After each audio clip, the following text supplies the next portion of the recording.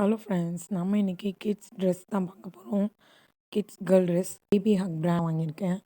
ரொம்பவே குவாலிட்டிலாம் பக்காவாக இருக்குது, சார்ஜே இல்லை. ஃபர்ஸ்ட் ஒன் வந்து பார்த்திங்கன்னா இந்த ட்ரெஸ் தான். இந்த ப்ளூ கலர் ஜஸ்ட் ஒரு லிட்டில் ஃப்ராக். இது வந்து பார்த்திங்கன்னா குழந்தைங்களுக்கு ஈஸியாக வந்து காத்தோட்டமாக இருக்கும்.